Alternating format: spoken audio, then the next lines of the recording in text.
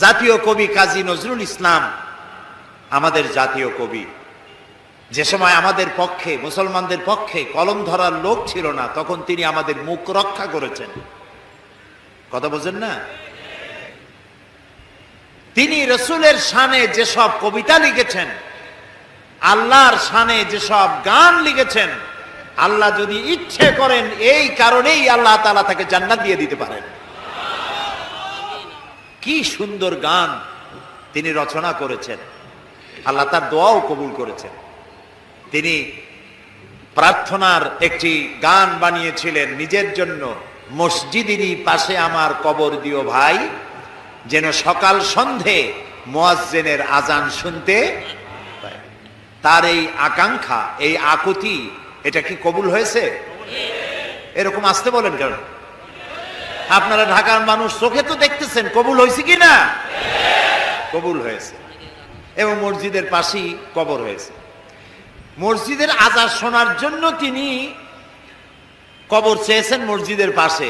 আবার এমন কবিরও জন্ম হয়েছে বাংলাদেশের, দুর্ভাগ্যক্রমে এদেশে, যে লোক আজানের মধ্যে বেশ্যার আওয়াজ শোনে। এমন কপাল পোড়া কবির জন্মও এখানে হয়েছে, ঠিক না? এখন কাজী নজরুল ইসলাম বিশাল প্রতিভা, বিশাল প্রতিভা। আর প্রতিভা যার হয় ছোটবেলা থেকেই বোঝা যায়। তিনি একবার স্কুলে যাচ্ছিলেন, বাসে ঝুলিয়া, নাম ছিল দুখু মিয়া। স্কুলে যাচ্ছেন, বাসে চড়ে যাচ্ছেন, এক বুড়া মানুষ তার পাশে দাঁড়ানো, দাড়ি পাকা। প্রতিভা যার হয় ছোটবেলা থেকেই বোঝা যায়। তিনি একবার স্কুলে যাচ্ছিলেন, বাসে ঝুলিয়া, নাম ছিল দুখু মিয়া। স্কুলে যাচ্ছেন, বাসে চড়ে যাচ্ছেন, এক বুড়া মানুষ তার পাশে দাঁড়ানো, দাড়ি পাকা। কাজী নজরুল ইসলাম তখন বোধহয় 4-5 ছাত্র হবেন। তিনি ওই বুড়া মিয়াকে জিজ্ঞেস করছেন, চাচা আপনার বয়স কত? এখন চাচার মেজাজ খারাপ হয়ে গেছে, স্বাভাবিক। ছোট্ট ছেলে যদি আপনার বয়স জিজ্ঞেস করে, মেজাজ খারাপ হবে না? রাগ করে বলছে যে আমার বয়স কত, তা তোমার দরকার কি? কয় না চাচা, একটু জানতে চাচ্ছি আপনার বয়স কত। তো বেচারা বলেছে আমার বয়স 60 বছর তো পার হয়ে গেছে। কেন জিজ্ঞেস করলে বাবা? কাজী নজরুল ইসলাম বললেন যে জিজ্ঞেস করলাম এই কারণে, 60 বছর বয়স হয়েছে, এখন আপনি নিজ পায়ে দাঁড়াতে শেখেন নাই। লোকটি তাকায় দেখলো তার নিজের পা একখানা নজরুলের পায়ের উপরে। তখন ওই বাচ্চা বুড়া বলতেছে, মর্নিং শোজ দ্য ডে, প্রভাতই বলে দেয় দিনটা কেমন যাবে। সুতরাং এই বাচ্চা তো বড় হলে কিছু একটা হবে।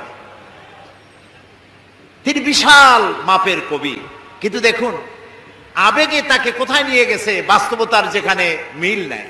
তিনি গান রচনা করেছেন তার প্রিয়তমার নামে, মোর প্রিয়া হবে এসো রানী, দেব খোপায় তারার ফুল। যাকে উদ্দেশ্য করে তিনি এই গানটা লিখেছেন, সেই প্রিয়তমাকে যদি সত্যি তিনি পেতেন, তাহলে আকাশের তারা খসায় এনে খোপায় পরাতে পারতেন কি? পারতেন। তিনি বলেছেন, ওই গানের মধ্যেই বলেছেন যে তোমাকে যদি পাই তাহলে রংধনুর রং আর জ্যোৎস্নার রং দুটোতে মিলিয়ে আলতা বানিয়ে তোমার পায়ে পরিয়ে দিতাম। আছে না গানে? জ্যোৎস্নার রং দুটোতে মিলিয়ে আলতা বানিয়ে তোমার পায়ে পরিয়ে দিতাম। আছে না গানে? সত্যি যদি ওই প্রিয়তমাকে তিনি লাভ করতে পারতেন, তাহলে রংধনুর রং আর জ্যোৎস্না মিলিয়ে আলতা বানাইতে পারতেন। এই কথাগুলি হচ্ছে কবিরা কবিতা লিখতে গিয়ে আবেগ প্রবণ হন, আবেগের উচ্ছ্বাসে যা লেখেন বাস্তবতার সাথে তার কোনো মিল থাকে না। এক্ষেত্রে আমি কবি হাফিজের কথাও বলি, পারস্যের নাম করা কবি, কবি হাফিজ।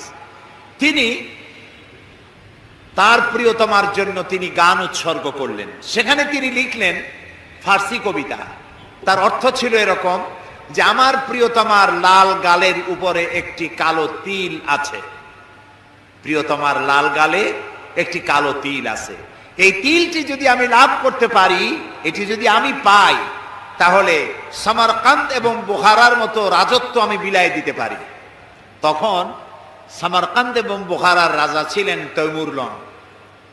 তৈমুর লং এই গান শুনিয়া পুলিশ পাঠায় দিল, ব্যাটারে ধরে নিয়ে। হাফিজ তো প্রমাদ গুনলেন এবং বুঝতে পেরেছেন তাকে ধরতে পুলিশ পাঠানো হলো কেন। তিনি পথে পথে গানটারে উল্টায় ভালাইলেন।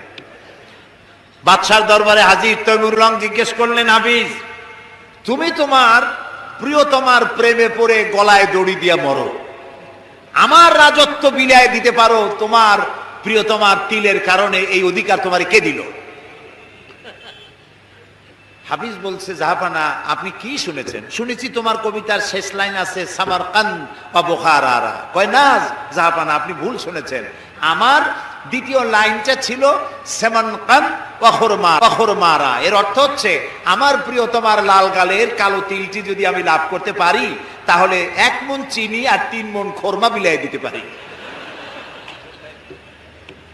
এখন আমি এই কথাগুলি শোনালাম এই কারণে যে কবিত্ব একটি প্রতিভা নিঃসন্দেহে, কিন্তু কবিরা আবেগপ্রবণ হন, উচ্ছ্বসিত হন, আবেগে এমন সব কথা বলেন যা বাস্তবতার সাথে মিল নাই। এই জন্য কবি আর নবী এই দুটির মধ্যে পার্থক্য হচ্ছে আকাশ আর জমিন। নবীরা আবেগপ্রবণ হতে পারেন না, আবেগের উচ্ছ্বাসে এমন কথা তারা বলতে পারেন না যার সাথে বাস্তবতার কোনো মিল নাই, এমন কথা নবীরা বলতে পারে না। সেই জন্য আল্লাহ তাআলা পরিষ্কার করে বলেছেন, ওমা আল্লামনাহু শারা ওমা ইয়ামবাগি লাহু, আমার নবীকে আমি কবিতা শেখাই নাই, আর কবিত্ব আমার নবীর জন্য শোভনীয় নয়। সুবহানাল্লাহ, সুবহানাল্লাহ।